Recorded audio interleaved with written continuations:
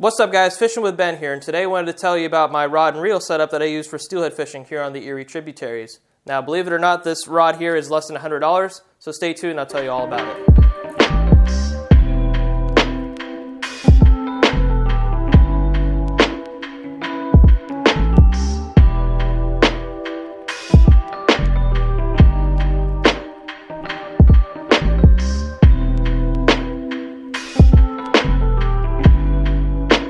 So believe it or not, this rod here is my main go-to setup just for, float fishing, drift fishing here on the Erie tributaries. And this is the only rod that I use.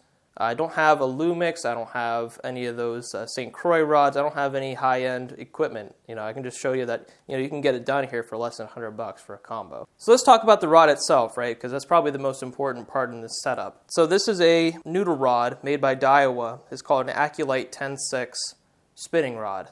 And they call it a noodle rod because of the action that's on the end. It's a super whippy, very fast, light action rod, which means that you can get away with really light line, which is why it's pretty optimal for people to use it for steelhead fishing, especially for clear water conditions. Just fishing for steelhead in general, you really don't want them to see your line. And so this rod can really let you kind of go down in the pound test for your line that you're using. The handle design is in cork, a nice grip on the front, upper portion of it, nice handle on the back part of it. Just your basic cork construction, nothing really too fancy about it. Coming up to where your reel seats are, you got stainless steel reel seats, the banding on the outside of them, but the insides are plastic, and the locking nut and threads for the bottom part of your reel for your reel to seat in, that's also plastic. But I've run into a few issues where, it's not too common, but every once in a while I'll have to tighten up the reel seat. Sometimes, that's just what you got to do, especially if you're, taking your fishing rod back and forth without a case and you're just banging it around in your vehicle. It tends to get loose. So I don't really see too many issues with that, but I do have to tighten it up every once in a while. Moving up the rod here, just above the first part of the cork handle is your bait keeper, and it's located on the left-hand side. It's just your basic wire square is really all it is. That's probably the best way to describe it. Moving up the rod here, get up to our first eyelet, and I kind of have this rod broken down because I'm inside here, so I wanted to be able to move this around pretty easy. But the first eyelets, online they just consider them to be a stainless steel eyelet, nothing really too fancy about them. No burrs, no nothing like that, no issues, and they're pretty firm on the rod. It takes a lot of momentum to bend them, and I've never run into any issues with bending eyelets. With any 10-6 rod, you're probably going to have to break it apart in two pieces. And so this is where I ran across my first issue. I was down at the creek fishing, had an awesome day, get back up to my Jeep, and I could not, for the life of me, get the two apart.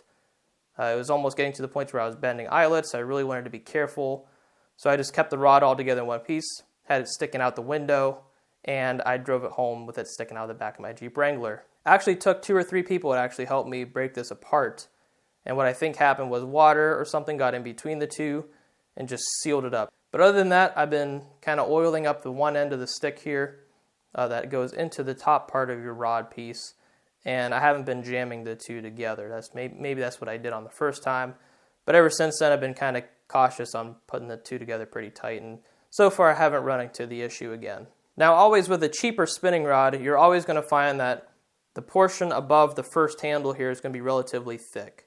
It just happens with a cheaper rod setup. You'll find that anywhere. But I think that this also adds a little bit more backbone to a noodle rod, which is kind of interesting because, the concept of a noodle rod is it's pretty whippy, and you can use light pound test line because it's got so much flex in it. But it's really nice to have kind of like this reinforced backbone is what I'd like to call it, especially when you're float fishing and you're, just jigging on the end. To really get that jig in and that hook set, this backbone really helps you out compared to just a traditional, more expensive noodle rod where this part isn't as thick.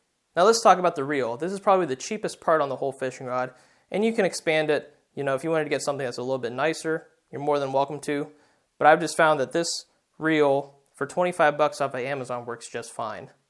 And this is the Cadence Ideal 1000 series spinning reel. This cost me about $25 off of Amazon.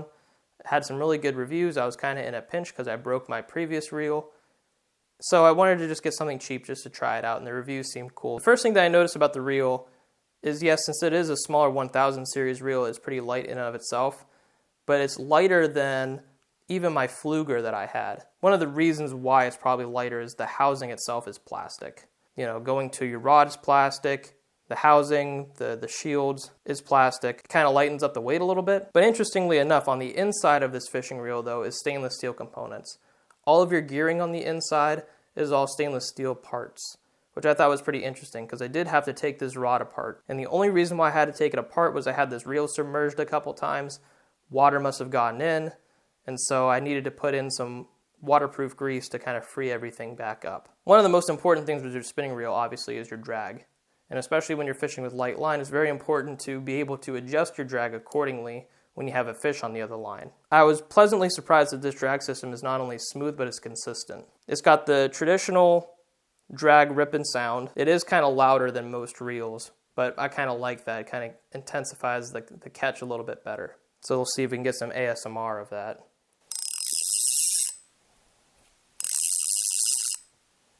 Oh yeah, that traditional steelhead ripping drag sound. But yeah, for the drag system for a $25 reel, I was pleasantly surprised. I was able to adjust it up and down when I had a bigger fish or a smaller fish on the line that just wanted to take more line out. You know, I had no issues turning it up top real quick and the drag would just stay consistent and smooth the whole entire time. For a $25 reel, this is an excellent deal. Now, you don't have to cheap out and go on the $25 reel. I'm just saying that for $25 for the people out there that are on a budget, works just fine with this Daiwa setup. I mean, this is my primary reel, and it's $25. I've been fishing with it for the last 3 years, no issues at all. So, but if you want to spend the money to get something that has a little bit more of a, you know, better structural base to it, something with an aluminum housing, something that, you know, is a well-known name brand, you can go ahead and do that if you want. You'll still keep your combo around $100. It would just be a little bit more over $100. So the next component that's pretty important with your rod combo, which is kind of the last piece of the puzzle, is your fishing line. And so I use this tri-line 4-pound monofilament. Comes in a clear or a low vis green. Depending on the kind of year, I kind of switch them up. And when it's the winter time, I switch up to a low vis green. In the fall, when you're really running into those low and clear conditions, I switch over to a clear. But this line is super strong, and let me tell you what, when you get it in a log or a rock jam or whatever, and you got a snag, you will see how strong this line is. Now, what's awesome about the tri-line is obviously you've seen it everywhere. You can get it at Walmart, you can get it at your favorite tackle shop. It's readily available anywhere, anytime you need it. And with 4-pound test on a noodle rod, it's pretty much the ideal light line setup for a 10-6 noodle rod. Hey!